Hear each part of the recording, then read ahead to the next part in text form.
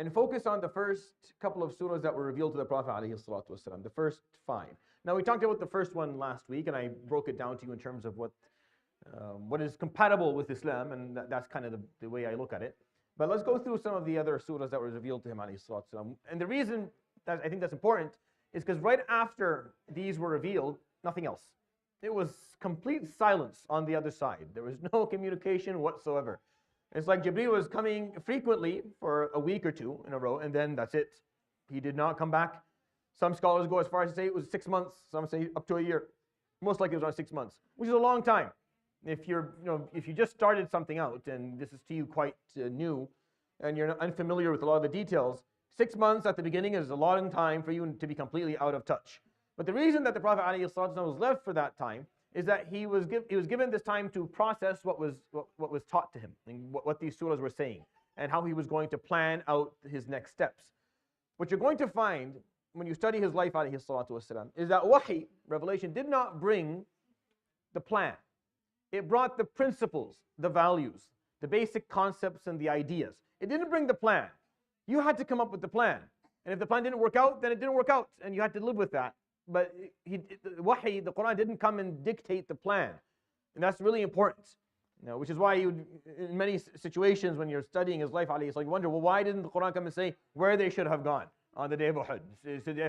Because the debate was, do we stay inside of Medina, do we leave? Well, the Quran could have said stay inside. The Quran didn't. The Quran left it open, didn't say a word. You figure it out. You have to planning is on you. I'm not going to plan for you. The Prophet ﷺ was not told, speak to Yathrib. No, he went and spoke to 26 tribes before he spoke to the 6 young people from Medina. If Quran was planning, then he wouldn't have done that. Quran would have said, just look, this last day of Mina, just go stand at this place over here. You'll find 6 people, speak to them.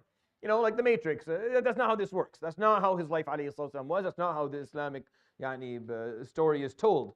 He, for sure, ﷺ, had to plan it out.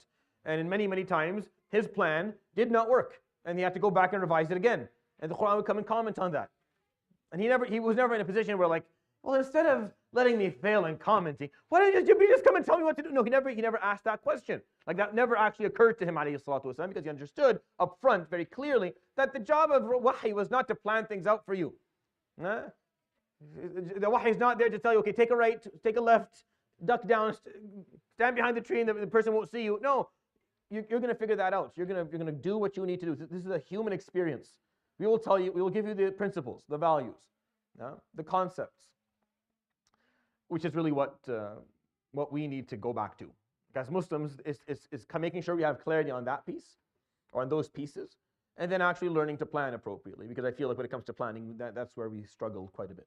But let's go through these surahs. And again, I go through them not to bore you, but I think it's helpful for you to maybe look at these verses, look at these surahs from the lens of the Prophet ﷺ. See these surahs through his eyes, through someone who had never heard the Quran yet. Like, it's just all they know from the Quran is Iqra bismi rabbik, nothing else. It's all new to him, right? And he's been given these surahs one after the other, and then left to process them, to actually think about them and learn things from them. And they're very interesting in terms of what they talk about. So the first one to be revealed was Surah Al-Qalam or Surah Nun. And the surah goes and it complements the Prophet ﷺ's character. وَإِنَّكَ لَعَلَى خُلُقٍ عَظِيمٍ. Indeed, you have great character. And that's important, obviously, up front for the Prophet ﷺ and for others, because he's probably wondering why he's being chosen. And people who are going to follow him have to have some testimony or some declaration from the Lord above that this person is worthy of fellowship to begin with, or else why is it that we're going to listen to this person specifically? But then, if you go through these verses, and many of you memorized this surah when you were younger, you have from ayah number 8 basically to ayah number 15, these 8 verses in a row, where it's just commands, فَلَا تُطِعِ الْمُكَذِّبِينَ وَدُّوا لَوْ تُدْهِنُوا فَيُدْهِنُونَ وَلَا تُطِعْ كُلَّ حَلَّافٍ مَهِينٍ هَمَّازٍ مَشَّاءٍ بِنَمِيمٍ مَنَّاعٍ لِلْخَيْرِ مُعْتَدٍ أَثِيمٍ عُتُلٍ بَعْدَ ذَلِكَ زَنِيمٍ أَنْ كَانَ ذَا مَالٍ وَبَنِينَ. So all of these descriptions that the Quran goes through right up front, right early on. Now here's a little gem for you with the Quran. The Quran, in many occasions, just like it did in Surah Al-Alaq, for example, instead of saying what you need to be, it tells you what you shouldn't. It's much more open that way. If I tell you what you have to be, then I've restricted you. This is it. This is what you have to do. Nothing else is acceptable. If I tell you what you can't be, then I open up for you all the possibilities of what you can, as long as you stay away from this one action. If that makes sense, it just, for the human mind, it works better for you to know what's restricted or what is prohibited and what is not. So what and the Quran does that a lot. Instead of saying what you need to be, it just tells what the negative things are. So if you take all of these verses and what they're telling us not to be, and then you look at what the opposite is. So al-mukaththibin, at the beginning, do not be amongst those who refuse the truth. Takdhib is not lying. It's not about honesty. Well, it is about honesty, but it's not about lying. It's an honesty with yourself. Takdhib is when you're presented with something, and it seems to you that this is the best answer. As far as the evidence goes, this is the best answer here, but you say no to it because for a personal reason. For something that is within your self-interest, and that you say no to. And that's a big problem. The Quran is very harsh with mukaththibin. Very harsh with mukaththibin. Kuffar in general, disbelievers, there are different reasons why they disbelieve. The Quran talks about them in a much more generic way. When the Quran talks about mukaththibin, it's much more harsh. That's why وَيْلٌ يَوْمَئِذٍ لِلْمُكَذِّبِينَ, time and time again. Because it's a big deal. For you to be of that nature, for something to be presented to you and it makes sense, this makes sense the most, and you say no for self-interest, that's a problem. That's a big problem for you and for the world around you. And if you're in a position to make decisions, then you're going to cause people harm. So do not refuse the truth. وَدُّوا لَوْ تُدْهِنُوا فَيُدْهِنُونَ. Don't compromise your principles. Idhan is not painting. Idhan is when you give up a principle. You compromise something that is valuable that you should not compromise. وَلَا تُطِعْ كُلَّ حَلَّافٍ مَهِينٍ. So halaf is someone who always is making oaths lying, basically. So don't be a liar. Maheen, don't be someone who lacks integrity or has low self-esteem. Do not be a slanderer. Do not withhold aid. All of them in the verses. Hammazid, Masha'im bin Amim. This is what these words, Hammaz is when you slander. Masha'im bin Amim is when you basically walk amongst people spreading bad words. You're using word of mouth. If someone said something about someone, you go let someone know what they said. Namima. Manna'in lil khair, withholding aid. Mu'tadin, someone who transgresses. Athim, someone who is sinful or lacks good ethics. Utullin, someone who is disrespectful. They speak in a way that's inappropriate. Zanim is someone who attaches themselves to an identity that is not their own. Zanim is someone who attaches themselves to an identity that is not their own.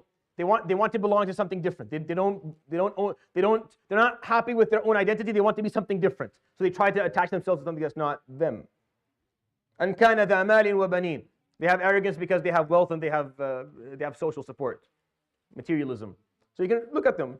1, 2, 3, 4, 5, 10, around 10 different characteristics that Surah Al-Qalam comes and says, do not have these. Because Surah Al-Qalam is saying you have to have the opposite, right? And it's the easiest thing in the Quran is just when you're told not to do something, just quickly look, what is the opposite? What's the opposite? And then you get a really nice breakdown. I'm not sure I put it here for you or not. I don't think I did. Did I? No, I didn't. I was too lazy. So we can do it the opposite. We can do it ourselves. Yeah? So don't be someone who always accepts the truth. Whether it's for you or against you, whether it serves you or it doesn't, you always accept the truth.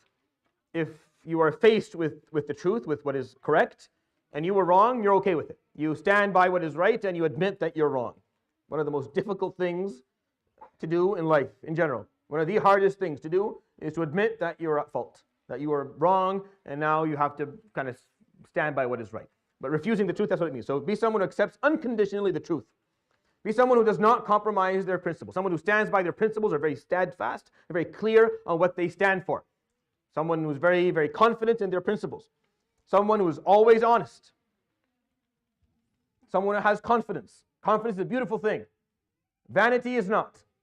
Vanity is not nice. Confidence is amazing. That's what we want. We don't want people with low self-esteem. When we talk about vanity, we say, don't be vain. We don't want the opposite of it, which is to have low self-esteem. No. Be confident. Be confident that Allah subhanahu wa ta'ala created you and sees potential in you, or else you wouldn't be here. That Allah subhanahu wa ta'ala, the fact that you're created, that you're a creation of Allah subhanahu wa ta'ala, He sees in you great potential. So be confident in the fact that you have great potential. That should grant you that strength. Be someone who holds their tongue from causing fitna amongst others. Be someone who always offers aid. Someone who never transgresses against people ever. Someone who understands the severity of dhulm or oppression in any form or manner. Someone who has high ethics, respectful towards others, knows who they are, very confident in their identity. and is not someone who is materialistic. Isn't that exactly who he was, alayhi salatu wasalam? Understand the issue? So when the Quran says at the beginning of the surah says, وَإِنَّكَ لَعَلَى خُلُقٍ عَظِيمٍ. Indeed, you have great ethics, you have great character. It goes out through all these commands. Don't do this, don't do this, don't follow that, don't become like this. Everything that he's being told not to do is who he is, alayhi salatu wasalam. That's his ethics. Just take these negatives, turn them into positives, and then you'll see this is how he was. This is how he lived his life. And this is the ethical code of Islam. The first surah, it was the ethical code. It was the character. It was the character. That's this first surah. And it had within it the first story he ever heard, alayhi salatu wasalam, in the Quran. Right? The first story he ever heard. Story of the three guys who inherited the garden.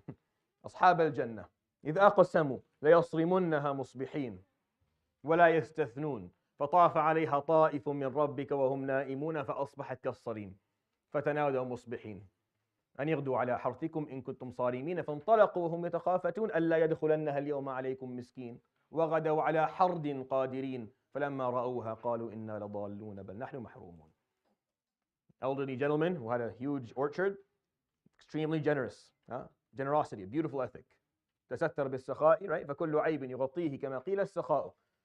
Conceal all of your bad habits, all of your bad characteristics, all of your bad ethics with generosity, because every bad thing will be forgotten in the beauty and the grand of generosity. The light that generosity actually produces is so bright that everyone will forget about all the other stuff that you've done.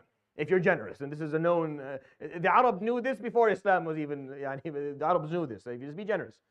So this man was generous. He used to give the poor, made sure that he fed. Once he passed away, his sons decided they didn't want to do that anymore. The dangers of corrupting a good ethic. This first story in Surah Al-Qalam, the first one he heard, alayhi salatu wasalam, the first one he heard was the story of these three young men who inherited, not only did they inherit, they thought they inherited an orchard. The Quran said you inherited an ethic. You didn't inherit an orchard. We'll burn the orchard for you. Like that. While you sleep, the orchard, nothing will be left of it. You didn't inherit an orchard. You inherited ethics. You inherited what your father passed down to you, which is the generosity and the kindness to the poor that he showed. That is what you inherited. Why is it that you threw that away and you picked up the thing that you didn't? Doesn't really matter. Yeah, you can't really inherit things because they're not yours. They're only, how long are you alive for? 70 years, 80, 90 years. And then you give them on to someone else. So it's not really yours. Someone else can pick them up. But the ethics live on forever. The ethics never die off. They're always there. That's your legacy. The legacy is your character, your ethics. That's what actually people remember of you. They're not going to remember what you possessed. No one's going to remember what you had and what you owned. No one cares about that. But they'll remember how you were, how you spoke, how you treated them. Now, what ethics you carried, they'll remember that for sure. Your children will, your grandchildren, the people who lived with you, it'll be documented in history. And that's no one's going to write down how many orchards you owned, and no one knows that. Think about it. Every person that you read about in history, they own stuff. They own things. They had homes and they had properties in different places, and no one cares. Yahi, no one cares. No one cared then to care now. But what they do talk about, this person was of this nature. If there was something specifically characteristic about their ethics, it'll be pointed out. It'll be pointed out. No one's remembered, and he had a very cool car. No one, doesn't matter.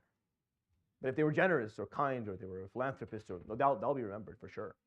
So they didn't understand that. They wanted to go and sell, pick all the fruit and sell it before the poor, whom for the last 15 years were used to coming at a certain time and getting access to the orchard to take whatever they wanted. That's the habit that he had given them. And they didn't think it was going to change now. And their plan was to go early in the morning, before the break of dawn. It was nighttime still, to start working to sell it all before they got there, so they wouldn't have to tell them no. It's just being a little bit corrupt, going to get it done. So Allah burnt it for them to the ground. And they stood there arguing with each other. And then they figured it out. And they made tawbah. They made tawbah. They went back and they corrected it again. In this surah, he gets to hear about the first, he hears the story of the first prophet ever. Anyone want to, who's the first prophet who's talked about in the Quran in terms of a revelation, huh? Yunus. First person he hears about, alayhi salatu wasalam, right? If you read the Quran from the beginning, no, it'll be Adam. If you start from the Quran from the beginning, if you pick up the Quran now, Fatiha, Baqarah, ayah number 30, it talks about Adam. So that's the first one. But in terms of revelation, the first one he turned about was Yunus alayhi salam. Yunus, small mistake, made a small mistake, admitted it immediately. Yunus did not waste any time trying to defend himself. See, Yunus, when you think about, when I say the word mistake, it's even hard to say it because Yunus, all he did was, at some point, when Allah subhanahu wa ta'ala told him that your people are going to be punished, they have 3 days and they're going to be punished because they would not respond to him. He got upset for them. From them, but for them. It's like when I get mad at you, but for you, because you're not doing your job, because you're not taking care of yourself. It happens a lot. If you love someone, you'll get upset with them if they don't take care of themselves, if they don't do what they can do, if they don't reach their potential, for example, if they're not doing well at school, or if they're not taking care of their health, or whatever. So Yunus got mad at his people, but for them, because why? Why would you do this? Why would you take yourselves to this point where you're going to be punished? So he got so upset with them that he left. He forgot for a moment that you're not allowed to leave. As a prophet, you cannot leave the people you were sent to ever, unless Allah subhanahu wa ta'ala grants you permission. The Prophet ﷺ, as we will see in the Seerah, he can't leave Mecca. Like he wants to do hijrah to Medina, he has to wait. Why? Until the idhn, not the ear, but the permission comes to him ﷺ. He has the permission to leave. You have to wait until he was granted the, and Abu Bakr was waiting. Why was he waiting? Hoping that he could leave with him, because he knew he couldn't leave until he had permission. Yunus, in a moment of anger, he left. He didn't want to be there for their punishment. He loved his people. It's a noble cause, isn't it? It's a noble feeling to have. I'm impressed by that. Little old me thinks that's really impressive. Thinks it's very noble and beautiful. Allah subhanahu wa ta'ala did not. Allah subhanahu wa ta'ala told him, you're not allowed to leave. Why did you leave? You're not allowed to leave. Yunus didn't argue and say, well, blah, blah, blah, blah, blah, blah. Nothing. Yunus alayhi salam did not argue. Yes, I was wrong. Yes, I was wrong. So immediately he began to perform tasbih. Immediately he began to do tasbih. La ilaha illa anta subhanak inni kuntu min al-zalimin. There is no deity but you. You are the exalted, and I indeed am someone who has transgressed. I made a mistake. I oppressed myself. I shouldn't have done that. And he just kept on saying that until Allah subhanahu wa ta'ala forgave him. He got to see another ethic, alayhi salatu wasalam. Immediately, when you identify that you're wrong, you come back. Really quickly. You don't require months upon months of self-coaching to admit that you were wrong. Quickly, you admit you're wrong, come back. It's fine. You make mistakes all the time, so do I. We all do. It's a part of being a human being. We'll always make bad judgments, bad decisions. We'll make choices, they're not correct. Someone will point out that wasn't the right thing to do. No problem. No problem. Just admit it, go back, keep on moving. Doesn't mean you're less than anyone. It doesn't mean that now you have to step away and never show your face again and you cannot. No, it just means you're a regular human being. The problem is defending a bad choice. That's the problem, really. It's really, you know who did that? Iblis. That's what Iblis did. Iblis defended a bad choice. Iblis was given the opportunity a couple of times. Are you sure? Are you sure you want to do this? Are you sure? Astakbarta am kunta min al-'alin. What is it? Which of these two things? Nope. Give me the chance. I'll prove to you that I'm right. He's asking Allah subhanahu wa ta'ala to give him a chance to prove that he's right.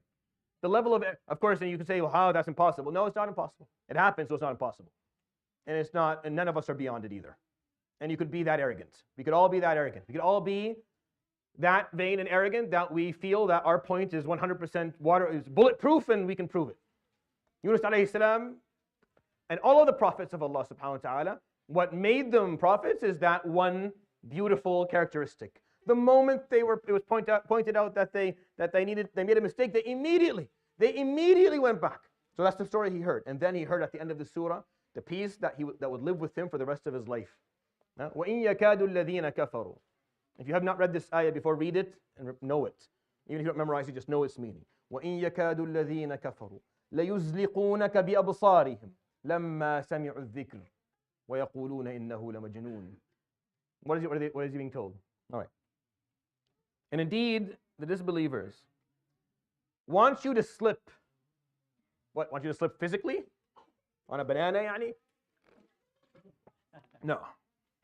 Understand the Quran, you have to understand it figuratively to the best of your degree, especially when the context is obvious. It's not to slip in terms of when you're walking. No, to slip in terms of your character. They want you to slip so badly. They just want you to make one mistake. Just do something wrong. That they are actively staring at you, trying to make you do it. لَيُزْلِقُونَكَ بِأَبْصَارِهِمْ. You know? Like they're staring at you with such anger and frustration that they want to make you make a mistake. They want to make you say something wrong. لَمَّا سَمِعُوا الذِّكْرَ, when they heard the Quran for the first time. Because the Quran was so majestic and so beautiful. And you want to sit here? Sit here. Here, you can sit right here beside me. That way, less of a problem for people watching. لَمَّا سَمِعُوا, when they heard what he had to offer, alayhi salatu wasalam, they knew it was too powerful. They knew it was too meaningful. So the only way that this deen was not going to work if we just made a mistake. Understanding the idea here. If the Prophet alayhi salatu wasalam ethically made a mistake, I mean, if he was compromised ethically, Islam wouldn't exist today. Because it would be very easy to discredit the deen immediately. Look what he is. Look what he did. He did this. He said that. He behaved in that manner. Khalas. Never again will the Quraysh have to respond to the idea of, did you hear what he's talking about? Did you hear his model for social justice? Are you listening to how he's trying to run the community? Do you listen to the actual values he's bringing forward? They wouldn't have to do that anymore because, like, oh, well, he's this, he did that, he's an oppressor, he's a liar, he's sallallahu alayhi wa sallam. He couldn't afford to make not even one mistake. Not even one. So what did they say? وَيَقُولُونَ إِنَّهُ لَمَجْنُونَ. So they resorted to calling him mad. Mad is not an ethical problem. Being someone who's insane, lacks sanity, is not an ethical problem because they could not find a zilqah. They could not find a slip. He didn't slip. You are too an ambassador of your deen. And when you slip, suddenly the focus is no longer the ethics or the values or the principles of what Islam is. The focus is now your slip, is the mistake that you made. And that becomes the center of attraction and the center of all attention is how this person slipped. Like, what about the beauty of what the Quran is teaching and the deen? And no. See, the person who's representing it slipped. They behaved that way. Is it fair? Is it fair to do that? No, but it's real. All right? So just the difference between the two. What's real and what's fair. It's not fair, but they wanted him to make a mistake, but he didn't. And that first surah talked about the ethics and the character of Islam. Yalla, run over to here. This way. The second surah, Surah Al-Muzammil, that was reverted. It called him, these are the two surahs that called him by that night. So it didn't call him, everywhere in the Quran, he's not called by Ya Muhammad, sallallahu ala Muhammad, sallallahu alayhi wa sallam, ever. There's never ever Ya Muhammad. There's Ya Nuh, there's Ya Adam, there's Ya Isa, there's Ya Musa, there's not Ya, the Prophet alayhi sallam is revered. He's called Ya Ayyuha al-Nabiyyu, Ya Ayyuha al-Rasulu, and then Ya Ayyuha al-Muzammilu, Ya Ayyuha al-Muddathir. That's it. He's always addressed in that form, alayhi salatu wasalam. And that's an aspect of respect in the Quran for him. So in Muzammil, he's called by the one who covered himself, right? And Muddathir is the same thing. But those are two words he used when he ran down that mountain and spoke to Khadija. The Quran is telling him, we heard you, by the way.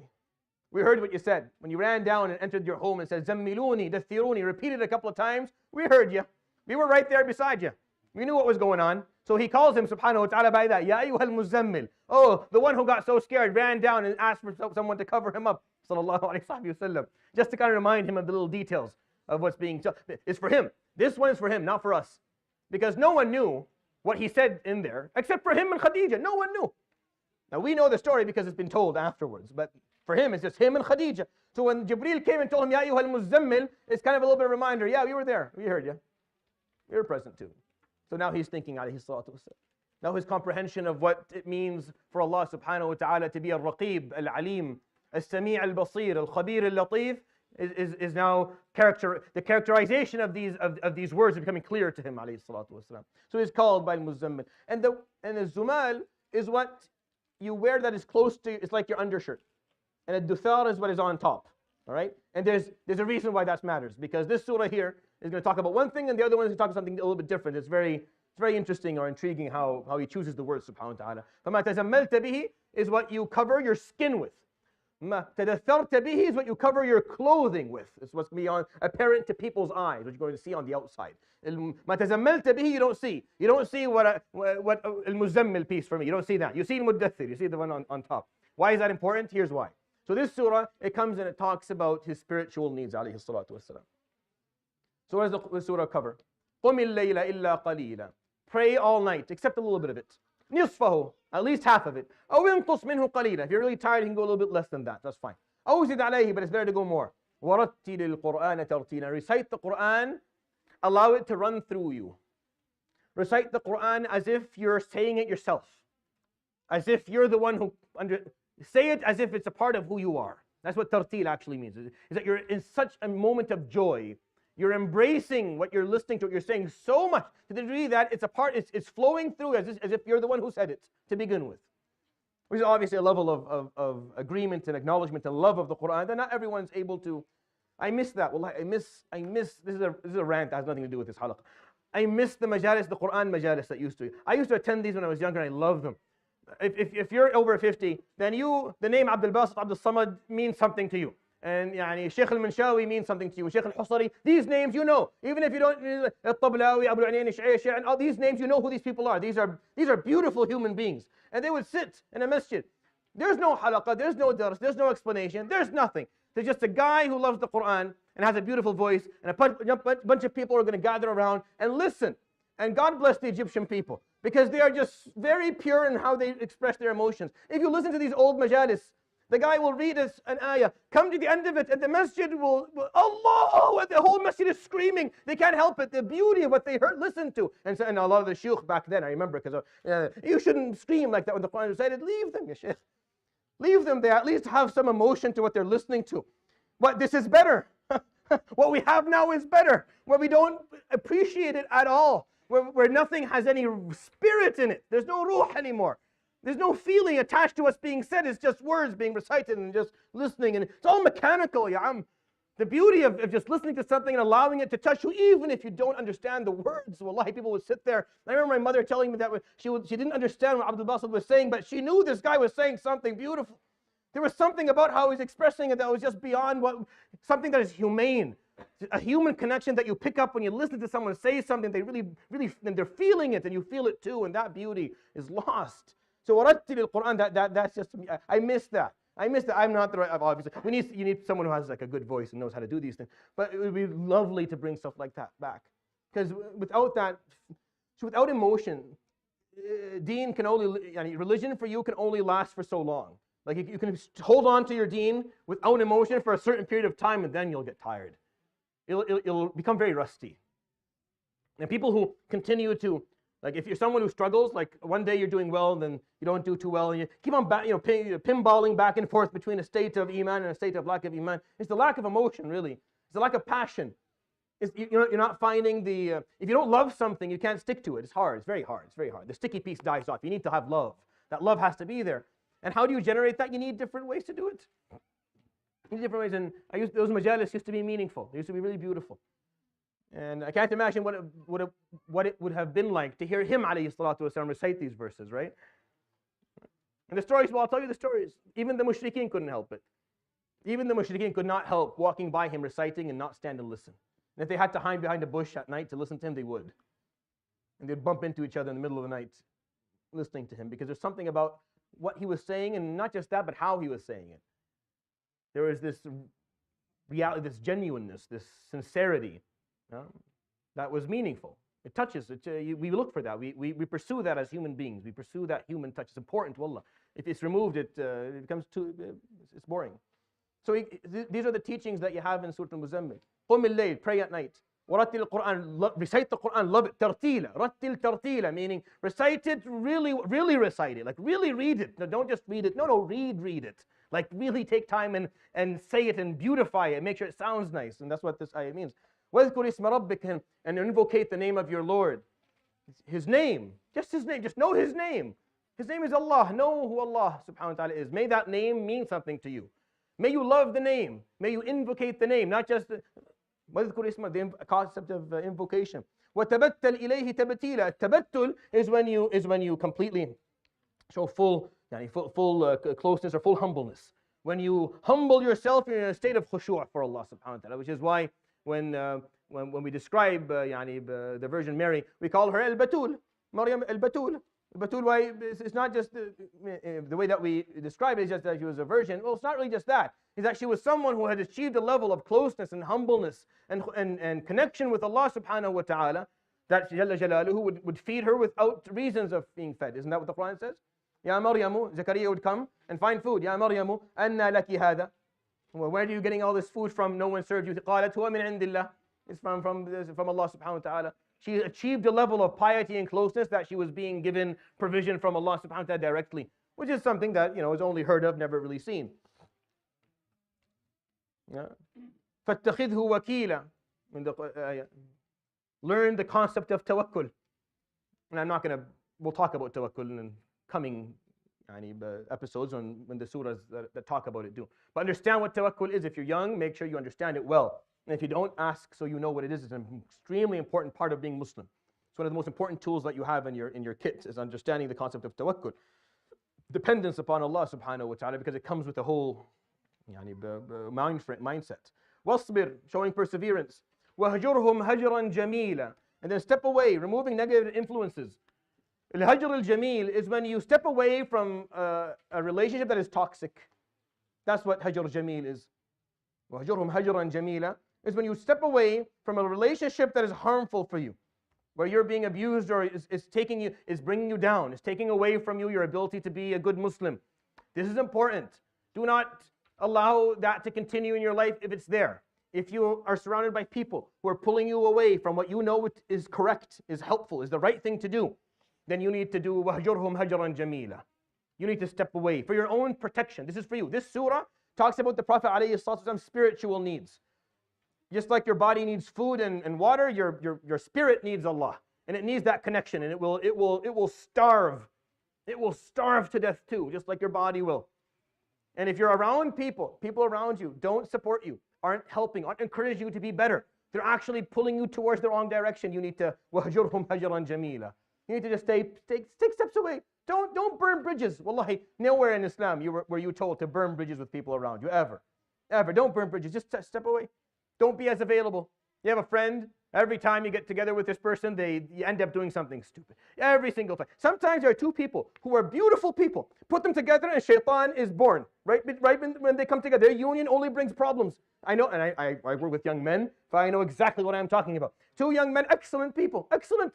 On their own, excellent. Very clear, very smart. Put them together. A'udhu billah minash shaitanir rajim. What happens? I don't know. I don't know when they come together what happens. That's okay. You need to step away from that person for now. A couple of years, just a couple of years. You'll figure out yourself. He'll figure out yourself. You come back together, you can do well. Or else you will pull each other in directions you didn't want to go to in the first place. Steps away. Don't be as available. Don't respond as quickly. It's all right. It's all right. You don't have to be rude. Don't say, well, Sheikh Adnan yesterday said that I should get rid of people. So you're not. No, you step away, just make yourself less available, that's all. وَهْجُرْهُمْ هَجْرًا. That's what the verse says. هَجْرًا جَمِيلًا.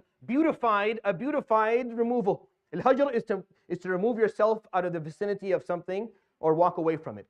Hajran jamila. It has to be beautified. It cannot be harsh or rude or disrespectful. That's the Quran. It's not me. I didn't add that piece, by the way. That's what the Quran actually said. Hajran jamila.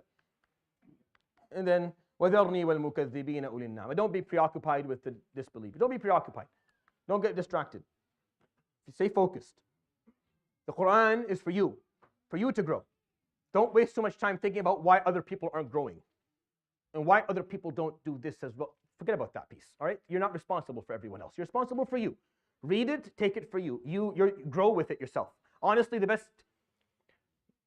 biggest favor you can do for someone else is take care of yourself and become the best person you can become. Because improvement and growth and that is contagious.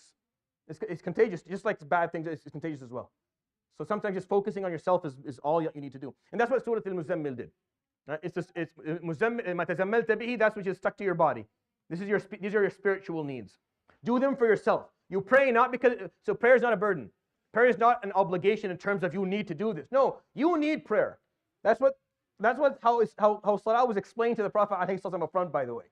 قُمِ اللَّيْلَ, for yourself, do it for you, so you can be strong. So you can carry this message. How do I know that? Okay, let's go back. What is ayah number 5 say? إِنَّا سَنُلْقِي عَلَيْكَ قَوْلًا ثَقِيلًا. Indeed, we're going to bestow upon you a heavy, heavy message. This is going to be heavy. This is going to be hard. This is not a walk in the park. You're going to be tired. And he was, alayhi salatu wasalam. The next 23 years had a lot of pain hidden for him, alayhi salatu wasalam, for sure. So it's like you're going to carry a heavy load. You can't do it without these things. You need them. You need your prayer. You need your invocation. You need the Quran. You need that closeness and that humbleness in your relationship with Allah subhanahu wa ta'ala. You need your tawakkul for sure. You need to have perseverance. You have to remove people who are going to hold you back, and you have to not be distracted. That's for you. Salah is not a burden. Salah is there to help you. It's your spiritual dose 5 times a day so that you're closer to Allah, so you can carry this weight. Sorry that it's understood otherwise. I really am. That's technically our fault. To a certain degree, that's the people in my position's fault. It's how it came across, and it's how it's been taught, and it's how it's been practiced. But that needs to change. Salah is there for you. It's not yet another thing you have to do. No, that's not salah. There's a lot of things you have to do, for sure. A lot of stances you have to take, and battles you have to engage in, and there's a lot of things you have to do that are tiring, and you'd rather be comfortable. You'd rather be just I want to live an easier. But salah is not one of them. Salah is there to strengthen you. Salah is your time off. It's like, all right, I need to speak to God for a moment. I need to get it off my chest. I need to feel connected for a moment. I need to remind myself of who's in control. I need that. Or I can't function. I can't focus. That's what salah is. That's what salah is. If it isn't right now, well, then consider finding a way for it to be that, because that's what it is. And all these things that the Prophet ﷺ was being taught are for him to be ready to carry what he was going to carry. The surah after that, Al-Muddathir. Al-Dithar is what's on the outside. This is what's apparent to people. Here, when it comes to the actual mission of conduct, right? This is what he's going to have to do, alayhi salatu. And very simple. Ya ayyuha al-muddathir, again, being called by that name. Qum fa'andir, wa rabbaka fakabbir, wa thiyabaka fatahhir, wa rujuza fahjur, wa la tamnun tastakthir, wa li rabbika fasbir. 7 commands in a row he was given, alayhi salatu wasalam. Number 1, qum. And the word qum is there twice, right? First one, referring to the ritual. Second one, referring to taking a stance. Not standing up. Not standing up. He had to get up when he heard qum fa'andir. He had to stand. No, it was more qum meant as in take a stand. That's more important, and that's really what the usage of the word qiyam in the Quran is used for. It's there to help you take a stand, meaning you have to be clear on who you are, what you stand for, what values you carry. Do not be ambiguous on this, and do not make sure that you're not indifferent either. Fa'andir, spread the message. وَرَبَّكَ فَكَبِّرْ, hold your Lord's commands in the highest regard. وَثِيَابَكَ فَطَهِّرْ, your clothes need to be pure. I've always found, when I was younger, I always wondered why that in the middle of this. It's how you present yourself matters too. How you present yourself matters too, because this is a mission of conduct surah. Here's how you're going to go and what you're going to do with people. You're going to take a stand. You're going to start spreading the message. You're going to take what you're being taught in highest regard. You're not going to be scared. You're not going to be fearful. You're not going to shy away from it, be ashamed, maybe not talk about one piece because people are going to get upset. You talk about all of it because you held it in the highest regard. And you're going to do it with pure clothing. You're going to go and you make sure that you're clean. Now, not that the Prophet ﷺ needed to be taught that, because when you learn about his life, the concept of tahara was how he was described as a human being. Not just on the inside, but on the outside as well. But this is for us, that how you present yourself and how you present things also matters. The vehicle that haqq is going to ride in matters too. Haqq itself is the ultimate value. But if the vehicle stinks, for the lack of a better word, then the haqq is not going to make it where it's going. It just won't. It just won't. It's a matter, the Prophet was, وَثِيَابَكَ, your clothing, فَطَهِّرْ, clean them, purify them. وَالرُّجُزَ فَهْجُرْ, and then leave all filth. Rujuz is non-materialistic filth. If he was just so you don't misunderstand the verses and think, well, all that matters is that I have a good suit on. No. You have to get rid of the materialistic filth, so you dress properly and you're tahir and you don't have najasa. But then warujuz, which is non-materialistic filth, which is vanity and arrogance and envy and bad assumptions and all that stuff on fahjur, you leave that alone. You stay away from that as well. وَلَا تَمْنُن تَسْتَكْثِرْ, and when you give, you do not expect anything in return. So you give unconditionally. You give and you don't expect anything in return. وَلِرَبِّكَ فَاصْبِرْ, and as you do this, you'll persevere. And you will do it for the sake of your Lord. The only reason we persevere is for Him subhanahu wa ta'ala. Do not do these things for people. If you do, you're going to be very disappointed. And you'll fail. If you take the mission of conduct and you decide, I'm going to take these verses that he was taught up front and live them, which is actually a really great idea. If you just take the first 4 or 5 surahs and learn them and try to practice them, you'll find, wow, this is amazing, this is beautiful up front. But if you do it for the wrong reason, If you do it if you're trying to serve people, and you're doing it for them, hoping that they will appreciate what you do, and then you're going to be disappointed. What you do for the sake of Allah. How people respond to it, whether they appreciate it or not, whether they thank you or not, doesn't matter. You weren't doing it if you're doing it for people, then their response will dictate how hard you work later. And that's not, there's a lack of sincerity and a lack of genuineness there. Meaning if they're good to you, you'll do more. If they're not good to you, you'll stop doing it. And that's not, you keep on doing it because you're dealing with Allah subhanahu wa ta'ala. Allah will always be the same. Jalla Jalalullah, He's always going to be generous and loving and compassionate with you. So when you'll continue to serve people, whether they are kind or not, whether they care or not, whether they make your life easier or more difficult, whether they kick you out or keep you in, whether they praise you or they defame you, it makes no difference because you weren't doing it for them in the first place. That's why this last piece in Surah Al-Muddathir, وَلِرَبِّكَ فَاصْبِرْ, and persevere and do it for the sake of your Lord. The last surah amongst the 5 that were revealed to him obviously had to be this one. I mean, if you didn't know anything about this and you were going to just guess what the first 5 surahs were, I'm pretty sure you'd guess Fatiha was going to be one of them. And you'd be right. Now, whether it was the last one of the 5 or not, like I said, after Al-Alaq and Al-Qalam, we're not sure the sequence of the other 3. So I'm just going by what Ibn Hisham has in his Seerah. But it could be something different. It doesn't make a difference that much. They're the first 5. Surah Al-Fatiha. Surah Al-Fatiha is the key of the Quran. It's the key. If you're someone who understands, a little bit older and has done research and knows how sometimes when you're reading data, sometimes you need a key, something to refer to all the time. Something that you always, all the data that's being explained, all of the graphs that are being put there, you need a key to always refer to in terms of what everything means, and what the abbreviations are and all that stuff. This is what Surah Al-Fatiha is. Surah Al-Fatiha is the key. Everything you'll understand in the Quran has to be understood under the umbrella of Surah Al-Fatiha and the concepts that Surah Al-Fatiha carries. So aside from that being its name, Al-Fatiha, and the word key is muftah, so Fatiha, the opening, or that's how we function when we pray. You're not allowed to stand there and begin with a surah of the Quran. You're not. You have to read Surah Al-Fatiha. All right, I'll do that for the first second. What about the second rak'ah? Can I then? No. You have to repeat Fatiha. طيب, I'm going to do Taraweeh. When you think about Taraweeh, if you do 20 rak'ah Taraweeh, 20, why? Khalas, I read Fatiha at the beginning and then we continue. Nope. Every single time you're going to stand and read, you're going to recite Al-Fatiha first. And if you don't, your prayer is invalid. Right? Isn't that the ruling for the majority of schools of jurisprudence? The majority of them? Don't get all upset. The majority, some of them don't. The majority of them. If you don't recite Surah Al-Fatiha, your prayer is invalid immediately. You have to go repeat it. Why? Because you can't afford to understand a word in the Quran without this being your reference point. It's your reference point. What are the I'm going to share with you just seven ideas, 7 themes of Surah Al-Fatiha. Number 1, universality. That's why it begins Alhamdulillahi Rabbil Alameen, not Rabbi Ibrahim, for example, which is what he described himself to be in the Torah. Yeah? The God of Abraham. No. In the Quran it's Rabbil Alameen, the Lord of everything. Al-Alameen is everything that's not God. That's the definition of the word Alameen. Everything that's not Allah is Alameen. So He's the Lord of everything. So universality, this message is going to be universal.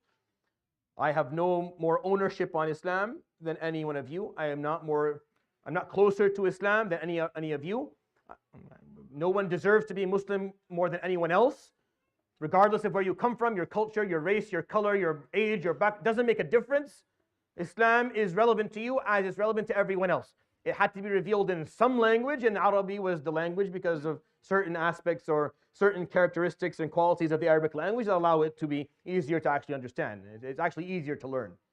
You don't believe that, do you? Yeah, you think it's easier to learn. It's way easier. Let me give you an example. Let me show you how simple it is. Okay, so knowledge, an English word, knowledge. So someone who teaches knowledge is what? A teacher.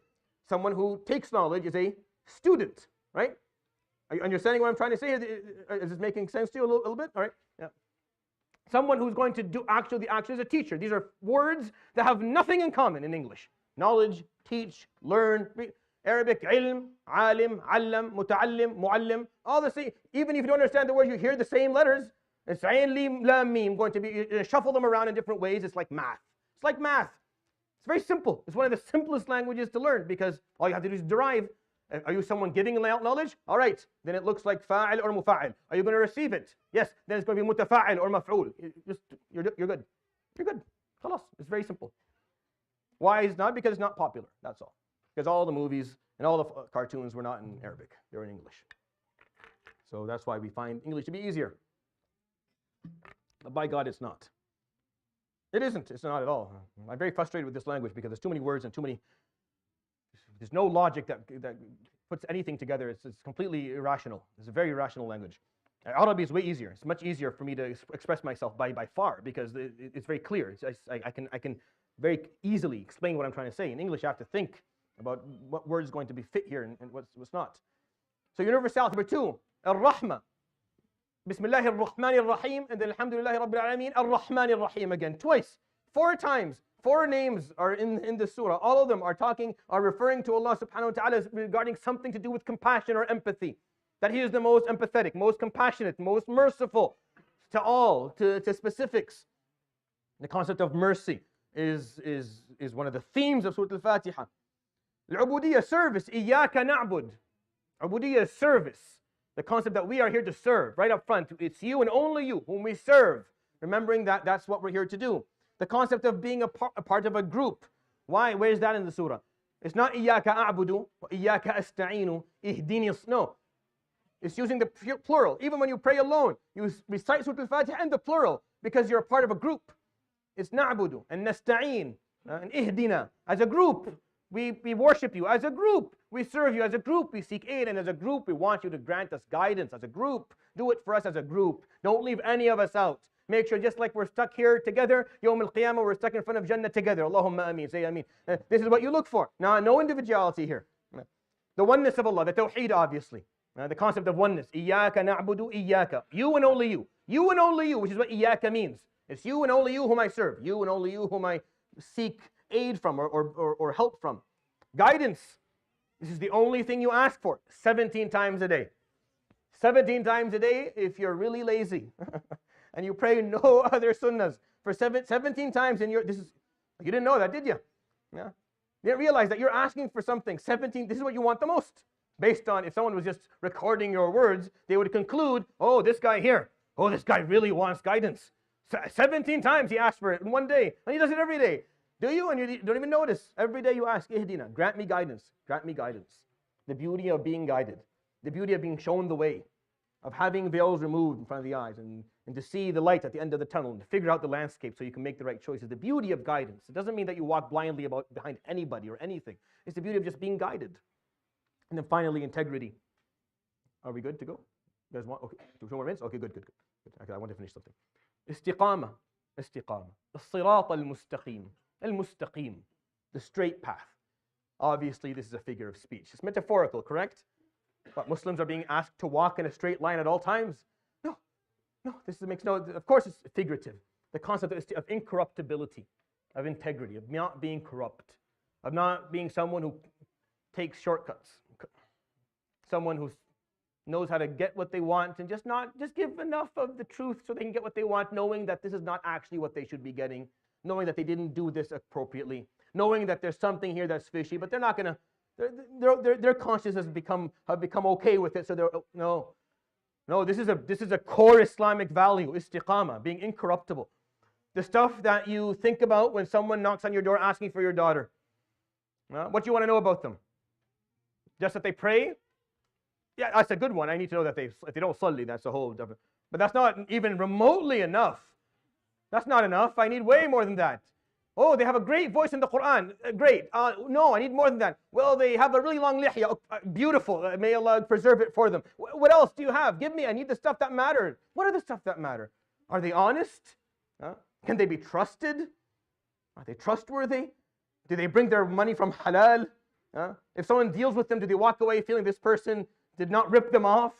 Do they cut corners and get and walk down paths that are promiscuous and unclear and there's question marks? Are they someone who's a straight shooter, who says things as they are, will never lie, will never betray anybody? That's what incorruptibility is. Corruption.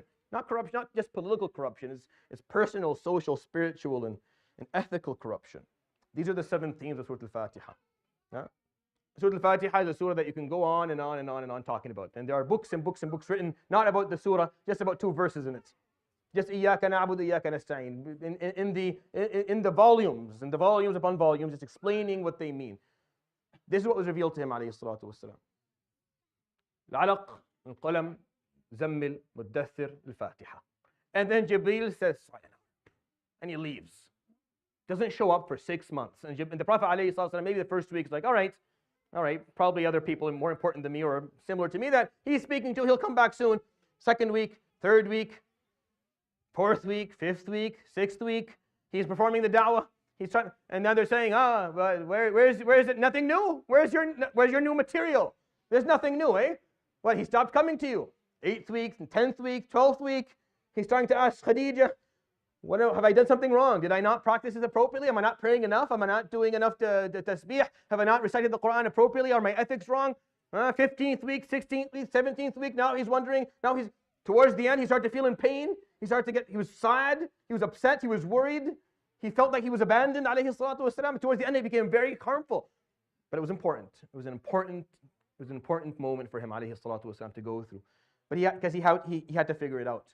He had to figure out what he was going to do next. And next time we'll talk about what his plan was and how he executed his plan and what the first 3-year plan was going to be, and the next 3-year plan was going to be, and how he carried it out, alayhi salatu wasalam. He came up with it, and we'll talk about the surahs that were revealed right after Jibreel came back. Are we good to start, or you guys good? Okay. So the last 6-7 minutes we'll do the kahoot. If we go over 7:45, a few minutes, don't get too upset. We'll just finish the kahoot and then have salat al-isha, inshallah. Subhanakallah bihamdika la ilaha illa anta astaghfiruka wa atubu ilayk. Wa sallallahu wa sallam wa baraka ala nabiyyina Muhammad wa ala alihi wa sahbihi ajma'in. Jazakumullah khair wa barakallahu feekum. Assalamu alaikum wa rahmatullahi wa barakatuh. Last question. Let me refresh. Hey. Step out of here. Assalamu alaikum. Are we all ready to start? What's loud?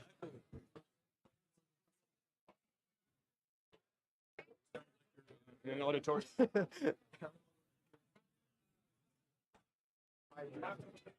Which one did you take? The Salam.